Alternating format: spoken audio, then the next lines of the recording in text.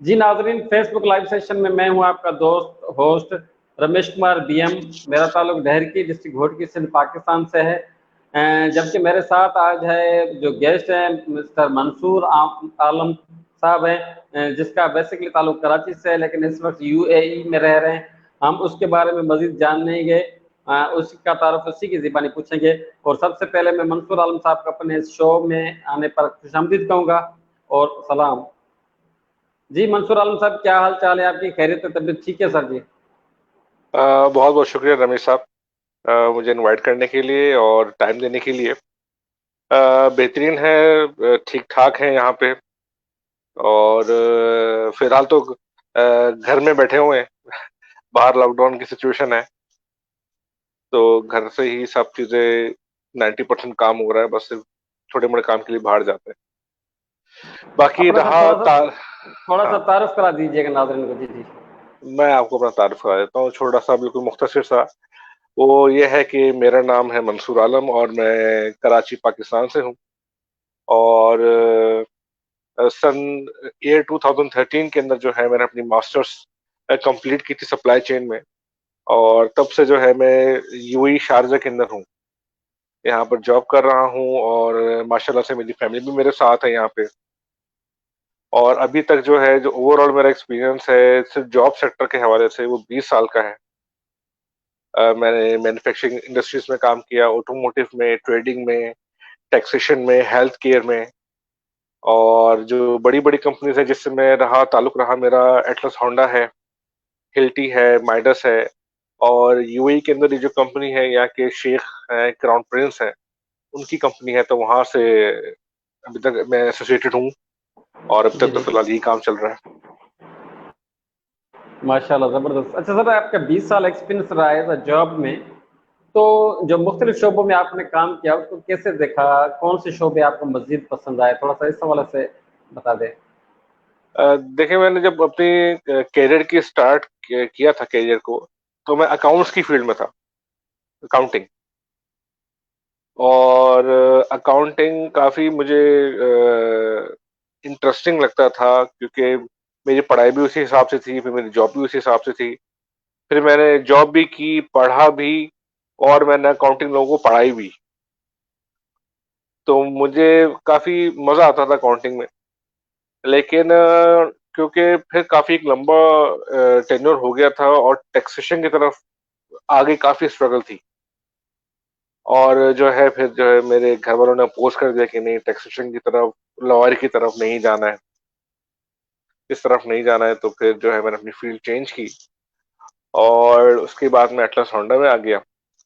Atlas Honda में जो है सप्लाई चेन डिपार्टमेंट के अंदर मैंने कुछ अर्सा काम किया। फिर जब लगा मुझे कि ग्रोथ रुक सी गई है, तो फिर मैं जस्ट सिंपल ग्रेजुएट था, तो फिर मैंने अपना एमबीए स्टार्ट किया। और एमबीए मैंने इसी फील्ड में स्टार्ट किया, तो सप्लाई चेन में। और मैं तब से लेकर अब तक सप्लाई चेन में ही हूँ। और इस फील्ड से मुझे मोहब्बत सी हो गई है, सप्लाई चेन से। क्योंकि मैंने काफी इसमें काम किया, रहा, लोगों से मिला, काफी पढ़ा, बहुत इसमें मैंने स्टडी के बहुत सीखा है। और अभी भी बहुत कुछ है सीखने के लिए इस फील्ड में। तो सप्लाई चेन में बहुत वास्ट फील्ड है और बहुत इंटरेस्टिंग फील्ड है।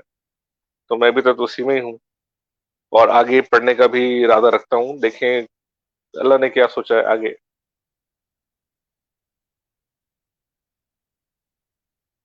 अच्छा मंसूर साहब, आप जिस दौर में अकाउंटिंग में काम करते थे उस दौर में भी कंप्यूटराइज्ड मतलब ऑटोमेटिक था या मैन्युअली था? तो उस हवाले से थोड़ा सा ब्रीफली कर दें मुझे।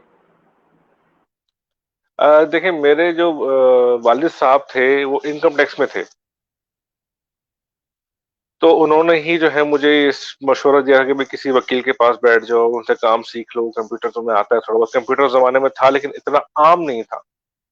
और इंटरनेट तो किसी किसी घर में था। अगर आपको याद होगा, वो इंटरनेट के वो कार्ड आते थे, फिर उसको डायलअप करते थे, फिर कनेक्ट करते थे उससे, फिर 1 घंटा 2 घंटा नेट चलता था उससे। तो वो वाला इंटरनेट का दौर देखा है मैंने, जब इंटरनेट खरीदना पड़ता था जाके, और महंगा होता था काफी। तो उस जमाने में जो है कंप्यूटर आ चुके थे, कंप्यूटर की मुझे थोड़ी बहुत नो हाउ थी। तो और थोड़ा मैंने जॉब पे भी सीखा कंप्यूटर के हवाले से। लेकिन जहां पर डिटेल्ड अकाउंटिंग की बात आती थी, तो वहां पर वो मैनुअल रजिस्टर के अंदर काम होता था।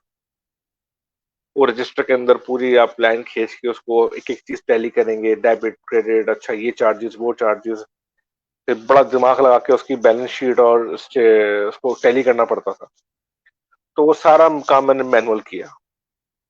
उसका जो सबसे जबरदस्त फायदा मुझे हुआ वो ये हुआ कि जस्ट मैट्रिक के बाद मैंने जॉब स्टार्ट कर दी थी, और काफी हाई लेवल पे जॉब थी मेरी, यानी कि बहुत ज्यादा काम मुझे एक साथ सिखाया गया वहां पे अकाउंटिंग के हवाले से। तो जब मैं इंटर में आया और जब मैं कॉमर्स पढ़नी स्टार्ट की, तो जो टीचर थे मेरे अकाउंटिंग के, उनको मैं ये कहता था कि भैया आप मुझे बस फॉर्मेट सिखा दें एग्जामिनेशन हॉल का, अकाउंटिंग तो मुझे आती है, अकाउंटिंग की टेंशन नहीं लें आप। यानी कि इतना एडवांस हो गया था मेरी जॉब के हवाले से कि कभी कभी टीचर मुझसे पूछते थे कि अच्छा भाई इसका शॉर्टकट कोई तरीका है तो बता दो, तो मैं उनको शॉर्टकट बता था, भाई आप ऐसे कर लें ये हो जाएगा। तो फायदे भी हुए, नुकसान भी हुए, काफी छोटी उम्र से स्ट्रगल करता रहा, और अल्लाह का शुक्र है 20 साल हो गए, तो जॉब चल रही है अभी तक, और तकरीबन 7वीं जॉब है मेरी ये यूएई के अंदर। 6 जॉब से पहले कर चुका हूँ। तो मैंने काफी डिफरेंट कल्चर लोगों के साथ काम किया, यानी कि जो मेरे सबसे फर्स्ट ओनर थे वो पंजाब साइड के थे। फिर जो मेरे सेकंड कंपनी के जो ओनर थे वो थे कराची के, लेकिन वो मेमन बिरादरी के थे, तो वहां से उनका कल्चर, उनकी थोड़ी नो हाउ, पंजाब का थोड़ा सा फ्लेवर। उसके बाद जिस कंपनी में गया तो वो मैन्युफैक्चरिंग कंपनी थी, उसके बाद जहाँ गया वो एक बोरी कम्युनिटी कम्युनिटी के ओनर थे। तो काफी वर्सेटाइल किस्म का मेरा एक्सपीरियंस रहा, काफी अच्छा रहा, बहुत कुछ सीखा मैंने हर कल्चर से, हर जगह के इलाकों के लोगों से बहुत कुछ सीखा मैंने। अच्छा, आपने पाकिस्तान में, जैसे आपने यूएई में कहे 7वीं जॉब है, पाकिस्तान में कितनी जॉब की और क्या डिफरेंस है मतलब यूएई में और पाकिस्तान में, थोड़ा सा ये बता दें। पाकिस्तान के अंदर मैंने 6 जॉब्स की हैं। दो तो लॉयर्स थे जिनके साथ मैंने काम किया। पहले लॉयर के साथ जो जो टैक्सेशन के लॉ कंपनी थी, वहाँ तकरीबन साल सवा साल काम किया होगा। फिर चेंज की दूसरी कंपनी, वहाँ मैंने ऑलमोस्ट 4 इयर्स काम किया। उसके बाद एटलस होंडा जो कि ऑटोमोटिव इंडस्ट्री थी, एटलस होंडा के बाद जो है फिर वो हिल्टी कंपनी के अंदर मैंने ज्वाइन किया। हिल्टी के बाद जो है एक कंप्यूटर की ऑर्गेनाइजेशन थी जो कि उनका इंस्टीट्यूट टाइप कह लें आप, वहां से मैं पार्ट टाइम में उनके पास काम करता था। और जो है लास्ट जॉब जो थी मेरी वो माइडस ग्रुप थी, जो कि मैन्युफैक्चरिंग कंपनी थी, पीपी जो पर्सनल प्रोटेक्शन इक्विपमेंट जो बनाते हैं, वो वाली कंपनी थी। टीचिंग भी की। और अब यहाँ पे जो हूँ, यहाँ पे जो 7वीं जॉब है मेरी, जो अलबाथा ग्रुप कहलाता है ये। फर्क जो है पाकिस्तान की जॉब में और यहाँ की जॉब में, जो मेजर फर्क है वो ये है कि यहाँ पे यूएई के अंदर लाइफ बहुत फास्ट है, बहुत ज्यादा फास्ट है, क्योंकि हर एक बंदा दूसरे पे रिलाय बहुत ज्यादा कर रहा है। जैसे पाकिस्तान में कल्चर बड़ा आम है, अगर आपने नोट किया हो, कि अगर आपके घर का कोई काम करना है और आप किसी बंदे को लेकर आए कि यार ये सिर्फ छोटा सा काम समझ लें, कमरे का कलर करना है, तो वो आपको सीधा बोलेगा जी कलर करना है, आप मुझे इतनी बाल्टी कलर ला दें, ये मुझे सामान ला दें, और 2 दिन का काम है, ये मेरी दिहाड़ी है। आप बोलेंगे ठीक है, कोई मसला नहीं। फिर वो आपसे जरा सब चीजें जब लेके आ जाएगा, तो एक दिन काम करेगा, वो पूरा पेड़ उखाड़ देगा आपके कमरे का, और चीजें आपकी साइड बीच में करके ऊपर कपड़ा चढ़ा देगा, और अगले दिन वो आएगा ही नहीं। फिर आप उसको कॉल करते रहे, भाई कलर करना है, वो बोलेगा हाँ मैं इधर हूँ, मैं इधर हूँ, मैं आता हूँ, मैं 1 घंटे में आता हूँ, मैं 2 घंटे में आता हूँ। फिर वो आएगा ही नहीं, 2 दिन आएगा ही नहीं। अब वो क्योंकि छेड़ चुका है काम, तो आप किसी और को भी नहीं बुला सकते, तो आप उसी को कॉल करते रहेंगे, भाई आ जाओ इसको खत्म कर लो। तो वो आपको जो 2 दिन काम है ना, आपके 4-5 दिन ले जाएगा। और कोई किसी की परवाह कोई नहीं करेगा कि यार मेरी वजह से कोई तकलीफ में है। क्यों? उसने एक दिन आपका काम पकड़ लिया है, अगले दिन वो एक नया काम पकड़ के बैठा हुआ होगा, उसको पक्का कर रहा होगा। यूएई के अंदर ये है कि यहाँ पे अगर आपने किसी को कोई टाइम दिया है, तो उस टाइम को आपने मीट करना है। यहाँ पर आप नहीं कर सकते, एक दिन भी लेट नहीं कर सकते। अगर आपने एक दिन कहा है कि 3 दिन का काम है, ये 4 दिन का काम है, तो आपको उस दिन में करके देना पड़ेगा आपको। तो इस हवाले से बहुत लाइफ फास्ट है। सुबह आपको अर्ली मॉर्निंग यहाँ पे सब चीजें ओपन मिल जाएंगी। ठीक है, मेरा ताल्लुक कराची से है, और मैं हर साल फ्लाई करता हूँ पाकिस्तान।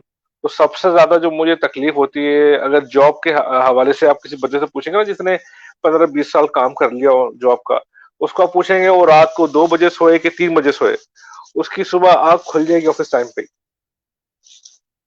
छुट्टी वाले दिन भी। वो अलग बात है कि दोपहर में सो जाए, लेकिन सुबह उसकी आंख नहीं देर तक लगी रहेगी।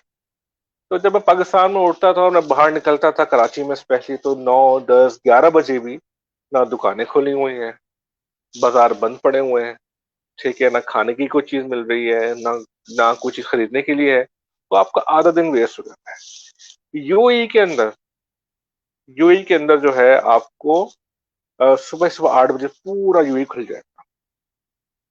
बहुत फास्ट लाइफ है इधर, आपका कोई काम रुकेगा नहीं किसी की वजह से। और यहाँ पर हम समझे अपने खानदान से हट के रह रहे होते हैं यहाँ पे, तो वैसे हमारे पास टाइम काफी होता है। अगर मिसाल के तौर पर मैं, मेरी तो फैमिली है यहाँ पे, मुझे तो होता है कि भाई छुट्टी हो गई तो घर आ जाओ। जिसकी फैमिली यहाँ पर नहीं है, वो ये कहता है यार चलो 5 बजे छुट्टी हो तो गई है, लेकिन मैंने घर रह के क्या करना है, 1 घंटा और बैठ जाता हूँ, ये काम भी खत्म कर देता हूँ, ये काम भी खत्म कर देता हूँ। अब अगले दिन आप आएंगे तो फिर काम पड़ा हुआ होगा, और करना आपने ही है। किसी को आप बोल नहीं सकते कि ये गलती उसकी थी, क्योंकि सब अपना काम कर रहे हैं, बड़े स्मूथली कर रहे हैं। सबने अपना काम अपनी सेटिंग से कर लिया, अब आपकी बारी है, अब आपने करना है ताकि अगला काम करे उसके ऊपर। तो ये पूरा मल्टीप्लायर इफेक्ट है। कराची में बड़ा आसान है, पाकिस्तान में बड़ा आसान है, काम को लटकाना, काम को देर करना बड़ा आसान है। इधर नहीं कर सकते ना। यहाँ की मुल्क की तरक्की का राज ही यही है कि आपने किसी से कोई वादा किया है, कोई कमिटमेंट की है, तो आपने पूरी करनी है। आप लेट नहीं कर सकते उसको। ये बहुत बड़ा फर्क मुझे मिला यहाँ से और पाकिस्तान की काम करने में। अच्छा, आपने मुख्तलिफ फील्ड्स में काम किया है, मतलब उस हवाले से आपका एक्सपीरियंस होगा, कौन सी फील्ड अच्छी है, लोगों को किस तरफ मुतवज्जा होना चाहिए आपके तजुर्बे के मुताबिक? देखिए, मैं किसी फील्ड को अच्छा या बुरा नहीं कह सकता, क्योंकि हो सकता है कि अभी सप्लाई चेन में मैं हूँ तो मुझे मजा आता है, हो सकता है किसी बंदे को मैं बताऊं मैं ये काम करता हूँ तो वो उसको उतना मजा ना आए। ठीक है, अकाउंटिंग में मुझे मजा नहीं आता था। तो कोई फील्ड भी अच्छी या बुरी नहीं है, आपके अपने इंटरेस्ट के ऊपर है कि आपका दिमाग कहाँ तेज चल रहा है और आपको सुकून कहाँ मिल रहा है, आपको मजा कहाँ आ रहा है काम करने में। ठीक है ना। तो हर फील्ड ही अच्छी है, हर फील्ड में हर बंदे मौजूद है। ठीक है। तो अकाउंट्स, जिसका दिमाग कैलकुलेशन में जरा अच्छा है, फिगर्स में अच्छा है, जरा सी क्विक कैलकुलेशन कर सकता है, जरा सा टेक्निकल काम भी कर सकता है अकाउंट्स के हवाले से, अकाउंटिंग की फील्ड बहुत अच्छी है उसके लिए। उसके लिए मेरा मशवरा है कि जी इंटर के फौरन बाद जो है ना, बड़े लेवल की डिप्लोमा में चला जाए, जैसे आईसीए में है, एसीसीए है, सीए तक चला जाते हैं लोग। माशाल्लाह से बड़ा स्ट्रगल करते हैं सीए जो करते हैं, बहुत स्ट्रगल है, बहुत पढ़ाई है। तो जब वो कोई फाउंडेशन कोर्स करने लगे, तो सिर्फ फाउंडेशन कोर्स ही ना करें, किसी कंपनी के अंदर इंटर्नशिप भी करें साथ साथ। तो उससे आपको क्या होता है कि आपको प्रैक्टिकल अप्रोच निकल के आनी शुरू हो जाती है कि अच्छा मुझे पढ़ाई को यहाँ पे ये इस्तेमाल हो रहा है इस पढ़ाई का। आप अपनी पढ़ाई को रिलेट करना शुरू कर देते हैं। वरना अक्सर लोगों को मैंने देखा है कि उन्होंने डिग्री ली हुई होती है, लेकिन जब वो जॉब पर आते हैं तो उनको ये बड़ी मुश्किल होती है कि अपनी पढ़ाई को प्रोफेशनल लाइफ में कैसे रिलेट कर। तो रिलेट आपको तब कर सकते हैं, आप कुछ कंपनीज में इंटर्नशिप कर लें 2-2, 3-3 महीने की। जब आपको बीच में आपके जो फाउंडेशन कोर्स उसमें जब गैप आता है, सेमेस्टर का गैप आ रहा है, महीने 2 महीने का गैप आ रहा है, समर का, विंटर का, कोई भी, आप उस टाइम में किसी कंपनी के अंदर इंटर्नशिप कर लें, फ्री में इंटर्नशिप कर लें, पैसे वैसे किसी से ना लें, सीखने के लिए। और किसी काम को ना नहीं कहना है। तो जब आप सीखेंगे तो आप अपनी पढ़ाई को उससे लिंक करना शुरू कर देंगे, अच्छा जी मैं वहां पढ़ रहा था, अच्छा ये यहाँ यूज होता है, इसको मैं इस तरह पढ़ सकता हूँ, फिर आपकी इंपॉर्टेंस चेंज हो जाएगी, फिर आपकी वो देखने का तरीका चेंज हो जाएगा।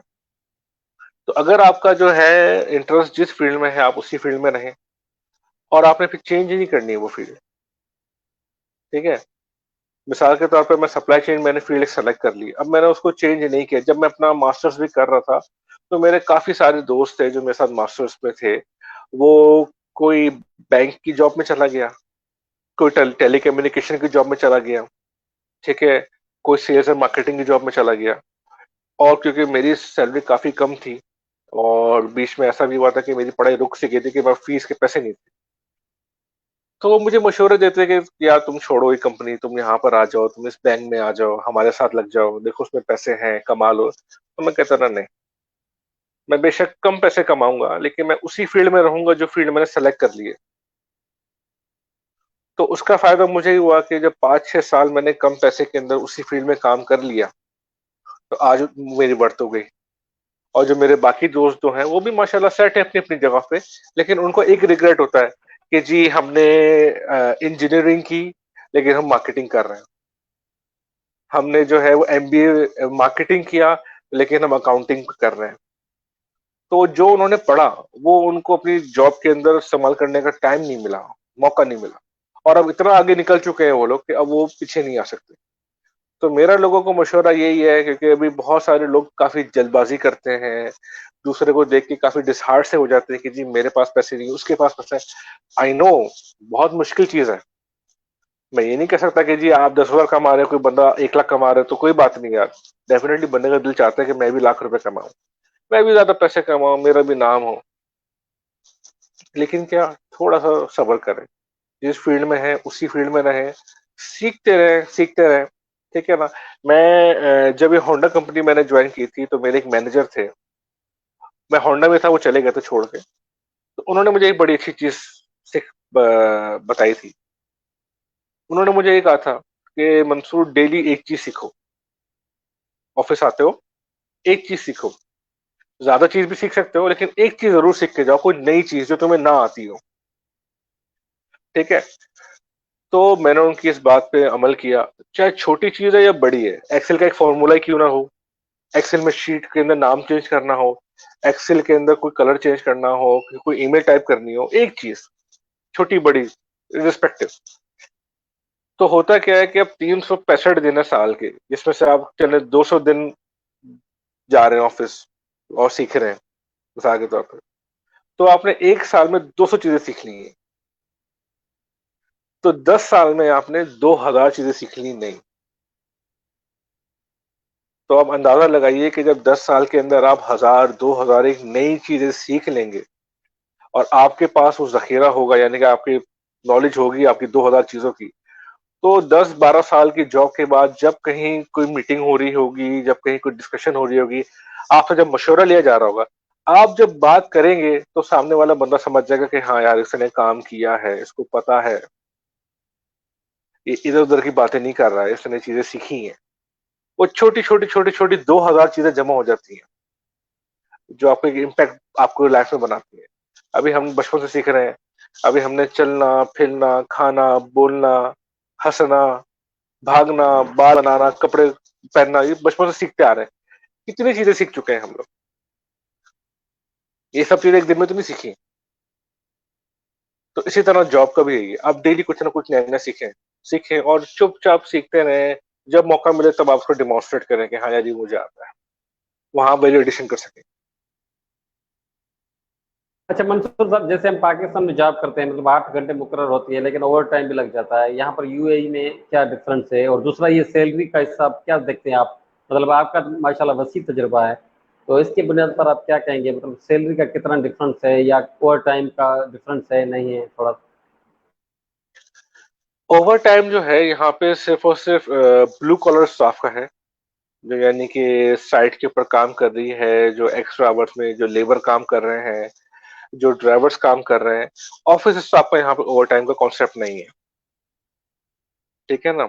अब जैसे मुझे कंपनी ने लैपटॉप दिया हुआ है, अब ऑफिस से आ गया हूँ, फिर भी मुझे कॉल आ जाती है कि यार एक ईमेल की तरह देख लें उसको। ठीक है ना। तो जो व्हाइट कॉलर स्टाफ है उसके लिए ओवर टाइम नहीं है, सिर्फ ब्लू कॉलर के लिए। और उनका जो ओवर टाइम है वो काफी रिजनेबल है और कंपनी टू कंपनी वेरी करता है। और उसके अंदर भी काफी इनके रूल्स एंड रेगुलेशन है यूएई वालों के, कि अगर आपने ओवर टाइम भी करवाना है तो एक हद है उसकी, कि आपने बस इतने घंटे ओवर टाइम कराना है एक दिन में। ऐसे नहीं कि आप बंदे को बोले भी 8 घंटे की शिफ्ट लगाइए, 8 घंटे और लगा लो। ना ना ना, वहां पर भी काफी रूल्स एंड रेगुलेशन है। यूएई जो है वो हर बंदे का, हर तबके का, हर लेवल पे जाके बंदों का ख्याल करती है, उसको सोचती है उसके बारे में। इन्होंने पॉलिसीज ऐसी डिजाइन की हुई है कि किसी के साथ नाइंसाफी नहीं होनी चाहिए। कोई खुद चाहे कि यार चलो ठीक है कोई बात नहीं, मैं किसी को रिपोर्ट नहीं करूंगा, मैं किसी को बताऊंगा नहीं, आप मैं वो टाइम करने को तैयार हूँ, तो फिर तो वो बेचारा खुद ही अपने हाथों से अपनी जिंदगी तबाह कर रहा है। लेकिन किसी के अंदर कोई भी मजाल नहीं है कि 1 घंटा भी एक्स्ट्रा काम करा ले, जो कानून ने यहाँ पर कहा हुआ है। ठीक है ना। बाकी सैलरी का जो कंपैरिजन है वो डेफिनेटली वहां से ज्यादा है। ठीक है। जितनी सैलरी मैं यहाँ पे ले रहा हूँ, तो उतनी सैलरी मेरे दोस्त पाकिस्तान में भी ले रहे हैं। ठीक है। मगर क्या है, मुझे अपॉर्चुनिटी वहां नहीं मिली, मुझे यहाँ मिली, तो मैं इधर आ गया। तो जिस दिन मुझे अपॉर्चुनिटी मिलेगी कि अपने मुल्क के अंदर मुझे ऐसी कोई अच्छी मिलती है अपॉर्चुनिटी, तो मैं वहां पर आके काम करना स्टार्ट कर दूंगा। अभी तक मैं मुझे तो अभी तक 6 साल हो गए, कभी मुझे मिली नहीं है। और 6 साल के अंदर जितने भी दोस्त यार मेरे छोड़ के गए हैं पाकिस्तान वापस, या इंडिया गए हैं, या किसी भी दूसरे मुल्क गए हैं, तो वो यही कहते हैं कि यार हमें नहीं छोड़ के आना चाहिए था। ठीक है ना। क्योंकि पाकिस्तान के अंदर अब आप एक चीज नोट करें, पाकिस्तान में अगर कोई बंदा 1 लाख रुपए की जॉब कर रहा है, तो वो जो उसका जो मालिक है, कंपनी का ओनर है, वो 1 लाख रुपए नहीं देखेगा, वो देखेगा जी साल के 12 लाख रुपए दे रहा हूँ। ठीक है। अगर वो कंपनी बोनस भी देती है, ठीक है, अगर एक सैलरी बोनस भी दे दी है या 2 सैलरी बोनस दे दी है, तो बोलेगा जी अब मैंने इसको साल के 13 लाख रुपए दे रहा हूँ। अगर मेडिकल दे रही है तो जी अब आपके पैसे बढ़ते जा रहे हैं, बढ़ते जा रहे हैं। तो जिसको 1 लाख रुपए तनख्वाह समझ रहा है ना कोई बंदा कि मैं 1 लाख कमा रहा हूँ, तो उसके मालिक, उसकी कंपनी के ओनर के जहन में है कि मैं इसको साल के 15 से 20 लाख रुपए दे रहा हूँ। तो ये पूरे साल के अंदर कम से कम 30 से 40 लाख रुपए की मुझे बचत करके देगा, तो मेरे बारे में है ये। अगर ये 30 से 40 लाख रुपए की बचत मुझे करके नहीं दे रहा, तो मेरा तो नुकसान है, मैं तो जेब से दे रहा हूँ। तो इस हवाले से सोचते हैं, और सही सोच भी है। अगर मैं आप भी कोई रखेंगे बंदा, तो आप भी ये सोचेंगे कि जी कम से कम ये भी तनख्वाह भी निकाले और मेरा प्रॉफिट भी निकाले, तो मेरे काम का है। अगर उसको बिठा के तनख्वाह देने तो फायदा किया। यूएई के अंदर सैलरी अच्छी है। फिर अगर बोनस आता है तो भी पाकिस्तानी बोनस बड़ा जबरदस्त आपको बन जाता है, एक अच्छी फिगर आपको बन जाती है। ठीक है ना। बाकी जॉब सिक्योरिटी के हवाले से भी अच्छा है, अगर कंपनी आपकी अच्छी है, आपकी तनख्वाह आपको आ रही है। ठीक है। प्लस यहाँ पे अगर तनख्वाह है तो खर्चे भी उसी हिसाब से। ठीक है। मैं अभी एक पोस्ट देख रहा था पाकिस्तान में, किसी बंदे ने एक पोस्ट लगाई थी कि जी इंटरनेट और सस्ता होने के लिए कुछ तजवीज दी है, कुछ सजेशन है कि इंटरनेट सस्ता करें। अब मेरे घर में पाकिस्तान में जो नेट लगा हुआ है वो 1,000 रुपए महीने का देते हैं इंटरनेट के, और कम से कम 7 से 8 मोबाइल कनेक्ट हुए हैं उससे, हर वक्त व्हाट्सएप, फेसबुक। ठीक है। मैं पाकिस्तान जाता हूँ, मैं 300 रुपए हफ्ते के ऊपर पूरा इंटरनेट चलाता हूँ। व्हाट्सएप भी चल रहा है, गूगल मैप भी चल रहा है, 300 रुपए के अंदर मोबाइल के ऊपर। तो मैं ये सोच रहा था, मैंने कहा यार पाकिस्तान में तो नेट वैसे ही बड़ा सस्ता है, अब ये क्या नेट फ्री के चक्कर में लगे हुए हैं। मैं यूएई के अंदर पाकिस्तानी 16,000 रुपए देता हूँ एक महीने का इंटरनेट का। 16,000 रुपए। जो घर ये तो मैंने बड़ा यहाँ पर डिफरेंस है। लिया, जी जी। बहुत जी जी। डिफरेंस है, बहुत डिफरेंस। जो घर मैंने यहाँ पर लिया हुआ है, ठीक है ना, क्योंकि फैमिली है, 2 बच्चे हैं मेरे। तो जो फ्लैट मैंने यहाँ पर लिया हुआ है, पाकिस्तानी 80,000 रुपए किराया है इस फ्लैट का। फ्लैट है, सिर्फ ये जो है ना 2 कमरों का फ्लैट।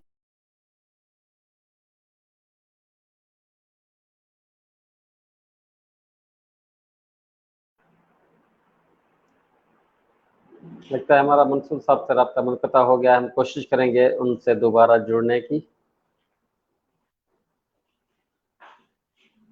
जी, हमारा मंसूर साहब हेलो। से राब्ता बहाल हो चुका है। जी सॉरी। मंसूर साहब, कंटिन्यू प्लीज। तो पाकिस्तानी 80,000 रुपए का तो मैंने फ्लैट लिया हुआ है किराए पे महीने का। ठीक है। तो अब अंदाजा लगाइए कि अगर आपकी तनख्वाह ज्यादा है तो आपके खर्चे भी ज्यादा है। बिल्कुल। बच बचा के सब चीजें घर भेजने के बाद यहाँ पे राशन के पैसे, किराए के पैसे, इंटरनेट के, बिजली के पैसे, बचता बचाता कुछ है नहीं ज्यादा खास। ठीक है। लेकिन क्या होता है कि पाकिस्तान के अंदर लोगों को जरा अच्छा हाथ खुल जाता है, वो आराम से खा पी लेते हैं, यहाँ पर एक अच्छी लाइफ गुजार रहे हैं। ठीक है। तो मिलजुल के हो जाता है, कोई ऐसे ज्यादा सेविंग के हमारे ज्यादा डिफरेंस नहीं है। लेकिन आप एक बाहर मुल्क रह रहे हैं, फैमिली के साथ रह रहे हैं, गाड़ी भी रखी हुई है आपने, पाकिस्तान के अंदर भी फैमिली को देख रहे हैं आप, तो सेविंग ही है, तो देखा जाए तो एक तरह से। तो बस ये फर्क है, और अपॉर्चुनिटीज आती रहती हैं, यहाँ पे लोग काफी आगे बिल्कुल। भी बढ़ जाते हैं। तो लेट्स सी, देखें क्या है आगे, क्या प्लान है। अच्छा मंसूर साहब, आप क्या समझते हैं जो लोग मतलब छोड़ के पाकिस्तान जाते हैं, वो क्या फील करते हैं? अगर क्या समझते हैं वो यूए में कमाए तो उसके लिए बेहतर है? मिसाल के तौर जैसे आप कमा रहे हैं, उस हवाले से 2-3 मिनट में कोई ऐसी बात कहें आप। जो यहाँ से छोड़ के पाकिस्तान जाते हैं या अपने मुल्क जाते जी। हैं, तो सबसे बड़ा जो डिफरेंस उनको मिलता है वो उनको लॉ एंड ऑर्डर सिचुएशन का मिलता है। यहाँ पर यूएई के अंदर आप आधी रात को अपनी गाड़ी, ऑन गाड़ी, रोड पे खड़ी करके उसके अंदर मोबाइल भी रखे, मसला नहीं, फैमिली बैठी रहे, मसला नहीं है, आप एटीएम जाए और पैसे निकाल के ले आओ, गाड़ी में बैठे और आ जाए, कोई डर नहीं है, कोई खौफ नहीं है। पाकिस्तान में बहुत कम शहर है जहां आप ऐसा कर सकते हैं। आपको दिन दहाड़े डर लगा रहता है, आधी रात तो बहुत दूर की बात है। ठीक है। तो जो लोग यहाँ से छोड़ के जाते हैं, तो सबसे पहले उनको तकलीफ ये होती है कि वहाँ एडजस्ट नहीं हो पाते फौरन। वहाँ की लाइफ डिफरेंट है, यहाँ की लाइफ बिल्कुल डिफरेंट है। ठीक है ना, ये उनको फैक्टर होता है। सेकंड चीज जो उनको ये होता है कि यहाँ पर आपकी जो जॉब है यूएई के अंदर, वो आप एक ही जॉब कर सकते हैं एक वक्त में, आपको पैसे तो अच्छे मिलते हैं। ठीक है। जो यहाँ जॉब करना चाहता है उसकी सैलरी अगर अच्छी है तो यहाँ जॉब करे, अगर सैलरी उसकी ज्यादा अच्छी नहीं है तो मैं उसको सजेस्ट ये करूंगा कि पाकिस्तान में जाके काम करे, वहां पर ढूंढे, क्योंकि पाकिस्तान में आपको फायदा ये होता है कि आप एक ही साथ 3-4 जगह से आमदनी कमा सकते हैं। जॉब कर ली, फिर ट्यूशन पढ़ा लिए, फिर कोई पार्ट टाइम आपने काम कर लिया किसी के साथ, ऑनलाइन कोई काम कर लिया। यहाँ पर वो अपॉर्चुनिटीज नहीं है। यहाँ पर आपकी एक ही जॉब में आपको इतना ज्यादा एक्स्ट्रा लोड डाला हुआ होता है कि आप किसी काबिल नहीं होते। घर आने के बाद बस आपको सिर्फ खाना खाना है, फैमिली के साथ टाइम स्पेंड करना और सो जाना है। तो मेरी सजेशन यही है कि जो यहाँ की लाइफ के अंदर ढल गया है वो यहीं रहे, फिर पाकिस्तान जाए तो बड़ा दिल जुकरा करके जाए कि काफी उसको एडजस्टमेंट दोबारा करनी पड़ेगी एक नए सिरे से पूरी। पाकिस्तान जाके मैं गाड़ी नहीं चला सकता, मुझसे गाड़ी नहीं चलती पाकिस्तान जाके, पाकिस्तान की रोड के ऊपर। यहाँ मैं गाड़ी चलाता हूँ, वहां नहीं चला सकता, वहां का ट्रैफिक का निजाम समझ में नहीं आता अब। हालांकि मैं वहीं पला बढ़ा हूँ, मैंने वही गाड़ी सीखी है, वही चलाया है। लेकिन जो है यहाँ पे आके मुझे यहाँ की आदत हो गई है। अब पाकिस्तान जाके गाड़ी चलाता हूँ तो अजीब सा लगता है मुझे।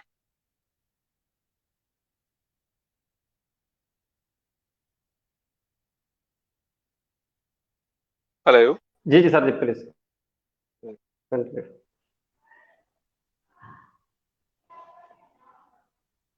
सर आखिर में आप कौन सा समय चाहेंगे पब्लिक को जो आपको देख रही है लेकिन बाद में भी देखेगी?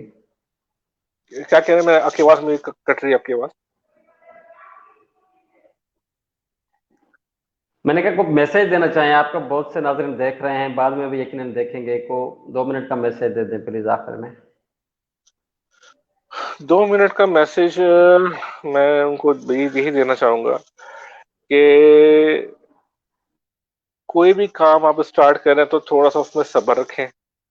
ठीक है। और उसके अंदर जो है आप सीखते रहें, मुखलिस रहें, सिंसियर तरीके से काम करते रहें, जहां पर भी कर रहे हैं जल्दी ना मचाएं।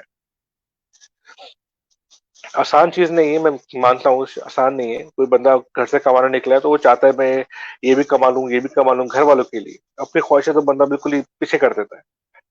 ठीक है। लेकिन क्या है कि जल्दबाजी ना करें और बहुत ही फेयर रहें, किसी का बुरा ना करें, किसी को धोखा ना दें। ठीक है। क्योंकि आगे आपके साथ क्या होने वाला है आपको नहीं जी पता जी। होता। आप किसी के साथ गलत कर रहे हैं, धोखा कर रहे हैं, आपके साथ भी हो सकता है। आप बिल्कुल फेयर रहें, अपना काम करते रहें, ना जी जी उम्मीद बिल्कुल। नहीं होना, आपने उम्मीद बिल्कुल खोनी नहीं है, बस जी आप जी काम करते रहें और सीखते रहें और लोगों को सिखाते रहें। बस ये मेरा मैसेज है। बिल्कुल।